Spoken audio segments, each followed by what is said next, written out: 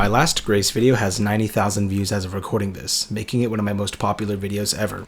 So since then, I've been trying my hardest to improve at Grace and be the fastest that I possibly can be, learning insane strategies, speedrunning for hours at a time, and climbing the leaderboards, all to try and become the fastest Grace player.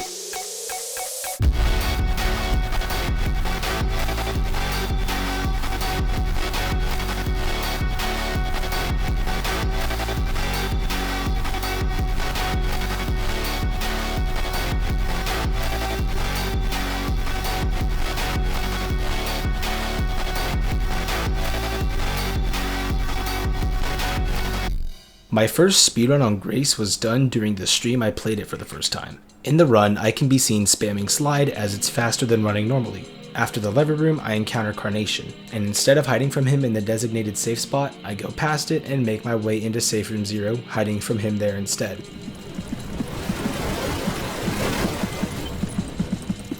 These are really the only strategies that I implemented to save time, but that doesn't mean I wasn't trying to go fast.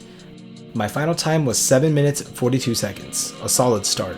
This run had landed me in the top 300, but in the comments of my video, I got plenty of tips. Tips from actual speedrunners and people just spamming the same thing like I f***ing get it, dude. Before we go further though, let's quickly discuss how the run will work. The goal of the run is to reach safe room 5. In order to reach safe room 0, you need to pass through 20 randomly generated rooms to reach it. Then from safe room 0 to safe room 1, it's 30, and so on until it caps at 50, and then we keep going until we reach safe room 5. After each safe room, more unique monsters will be added that you will need to deal with, so in between the 4th and 5th safe room, every monster will be active at once, making it pretty difficult. So with that in mind, how did I improve from here? Well, I decided to implement 2 new strategies. These 2 strategies are by far the biggest in the game: risking and sliding. And by sliding, I mean sliding at the speed of light. Whenever you crouch while sprinting, your character will go into a slide. Your slide carries the momentum you have and allows you to gain a lot more if you slide down stairs. However, if you hold down shift while sliding, you will lose your momentum faster, which isn't good. So whenever we gain huge speed from staircases, we will let go of shift and try to keep it for as long as possible, sliding through everything. The next strategy, risking, is exactly what it sounds like. Whenever Carnation spawns, there's a designated safe spot a few rooms ahead, but I found out you can also hide inside of levers by crouching inside of them. Since lever rooms usually spawn a few rooms past the safe spot, you can take the risk and do this.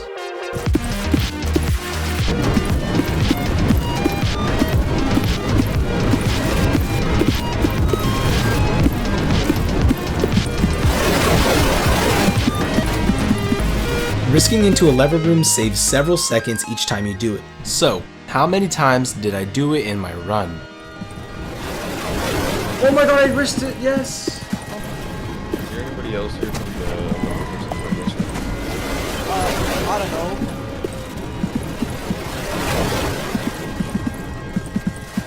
And you can wait for them. What the fuck is your Yeah, a lot. Let's quickly discuss the splits before we move forward. I promise this is one of the last bits of explanation in this video. In Grace, whenever you activate the speedrun timer, it will clock at what time you reached each safe room at. For this video, I'm going to have a larger version of the same thing, but I will show you whether or not I reached each safe room faster or slower than my previous best run. In this case, yeah. I was a jaw-dropping 43 seconds ahead of my last run. I lost a little bit of time going into safe room 5, but that deficit was barely a dent into the massive lead I had over myself.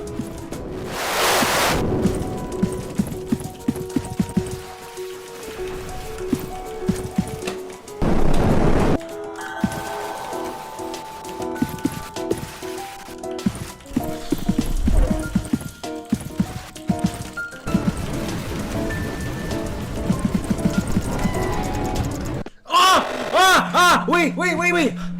I got a sub 7, but I fucking died. No way. No, that's it. I died to Dozer after opening safe room 5. At first I thought it didn't count because I died, but I opened the safe room, and the time said 6:53. As it turns out, it did count, and I had a massive personal record by nearly 50 seconds. After this, I went out of town and couldn't play Grace for a while. But when I came back with a bang. After a few more days of practicing, I used one more new strategy that saved time. This is called ping-ponging. This is essentially just banging your head on the door frames in order to keep a little more momentum from your slides.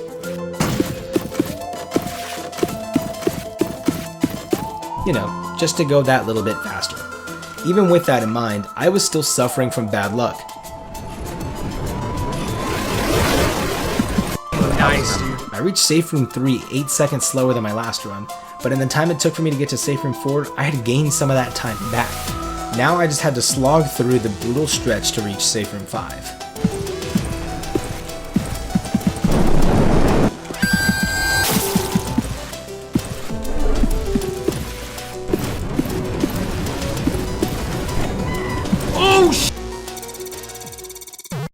With all these new strategies in mind, it was only a matter of time before I started improving even further. My main problem was gaining speed, maintaining it, and controlling it. But as time went on, I got better and better at all of this.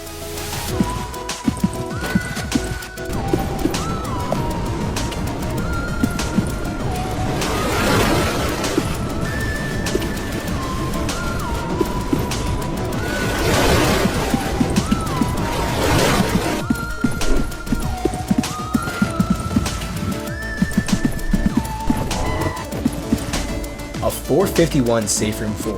There was a chance for a massive PB here.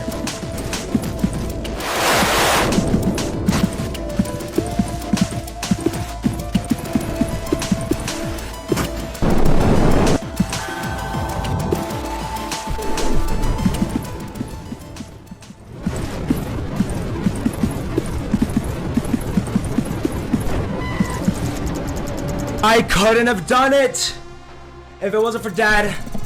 Say hi. So, But from here, things weren't going so well. My improvements seemed to have randomly been stunted. I was able to get on good paces, but it usually wouldn't last. Lumber, mute, deafen me if you can.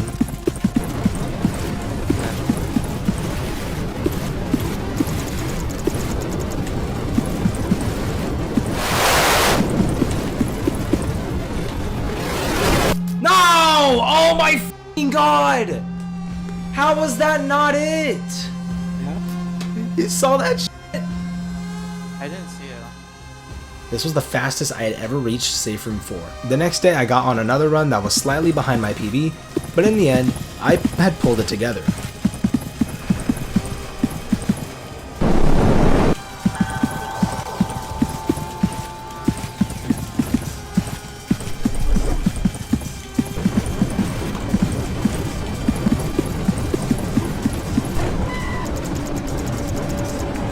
Yeah, that's PB, but not a good one. Improvement by a mere half second. But even with this unfortunate 629 curse, something happened after a few days. I had gotten on the best pace of my life.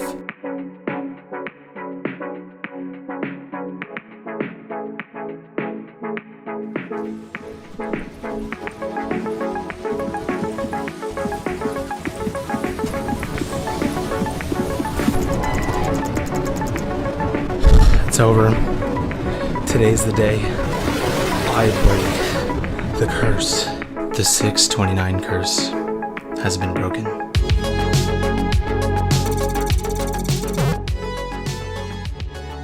Taking the risks and reaping the rewards was working out for me a lot, and it got to the point where I could confidently make these pretty hard risks nearly every time.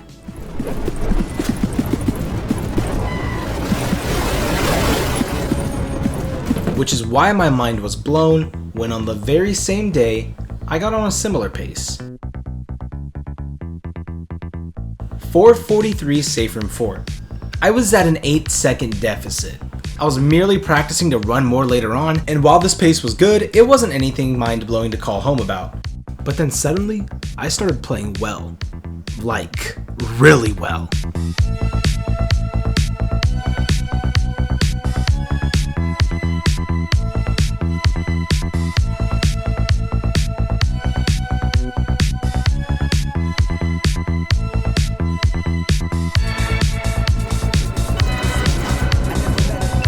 Holy shit!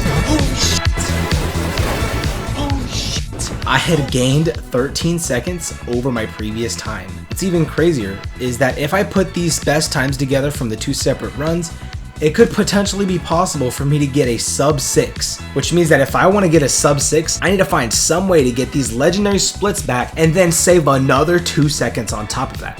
This was not going to be easy. But since when have I ever backed down from a challenge?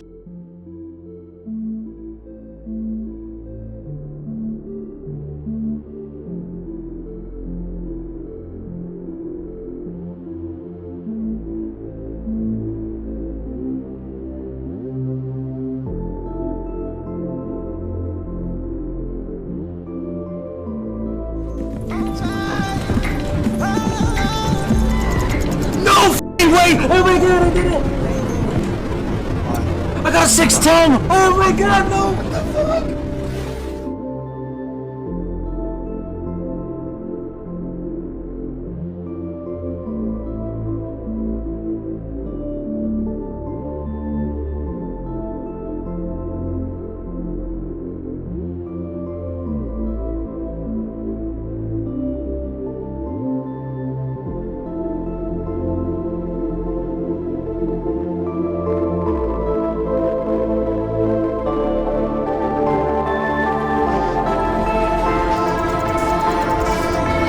Oh my god! Oh my god! Oh my god! Oh my god! Oh my god! Oh my god!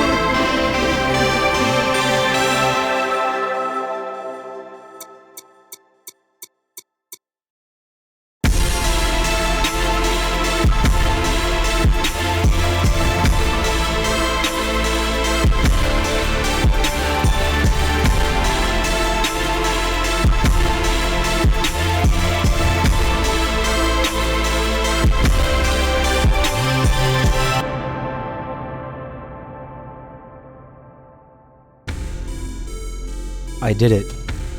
I could have stopped. I could have ended it all there. This was where the story ends. But for some reason I knew I could keep going. I then learned another new strategy that only the world record holders used, called door trimping, and it allowed me to get my craziest runs yet.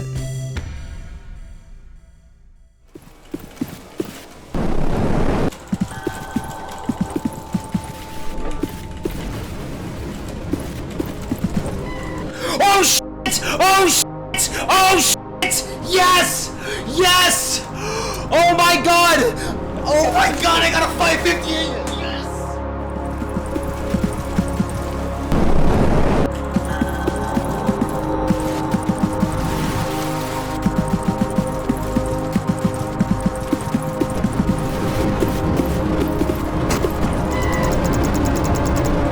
Oh my god. It's over, isn't it?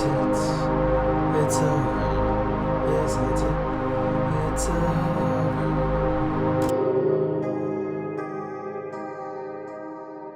And that is where my time stands today. I'm currently in 14th place with a 5:53. I will still continue lowering my time and maybe even making it into the top 10 or even top 5. Whatever happens, I will leave updates in the description of this video. And with that, hope you guys enjoyed and thank you.